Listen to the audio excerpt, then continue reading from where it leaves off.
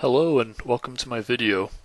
Today I want to show you how to replace a small engine recoil starter. And today I'm using my Toro 521 snowblower, and you can see here that the handle is missing from my recoil starter. That's because last time I was blowing snow I pulled the end right off of it, so now I need to replace it. So you can see here on this case, horizontal shaft engine, it just bolts to the back of the engine, and there's only, in this case, 2 bolts that hold it onto the back of the engine.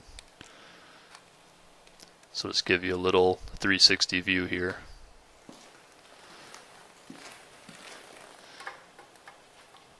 So when I take bolts out of an old engine like this, or anything that's old and has some rust, I always want to use a 6-point socket. Especially in this case, this is only a 1/4 inch head on the bolt, so if you get a little bit of rust on it, it's very easy to round it off.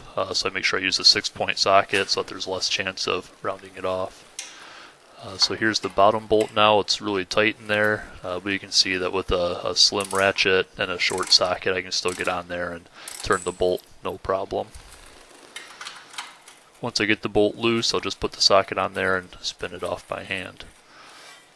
So you can see here it's very easy to remove the recoil starter. In this case it was only those 2 bolts.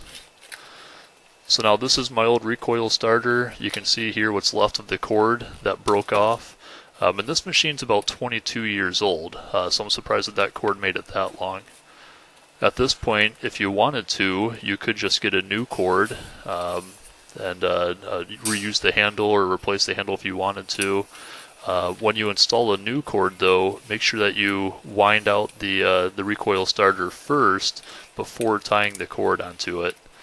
You can see here that little thicker part of the wheel, that's where the cord would pass through. Then just need to tie a knot in that, trim off any extra material from the knot.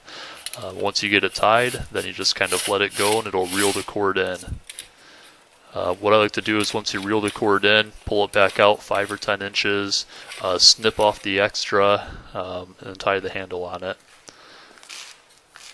So in this case, I just bought a new recoil starter. Again, the piece is about 22 years old, and an aftermarket recoil starter goes for about $20 on Amazon, depending on what model it is. Sometimes they're a little bit more expensive, but when you're doing it yourself, that's very low cost to just have a new part on the engine.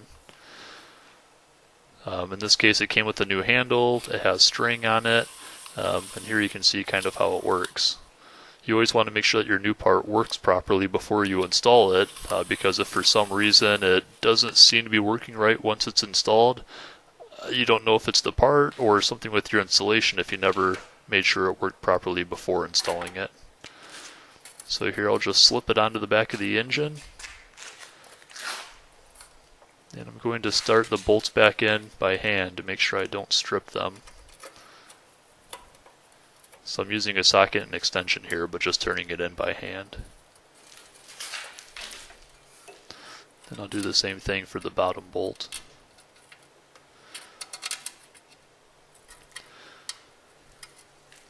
And being an aftermarket part, sometimes they don't fit quite as well as the original equipment part did.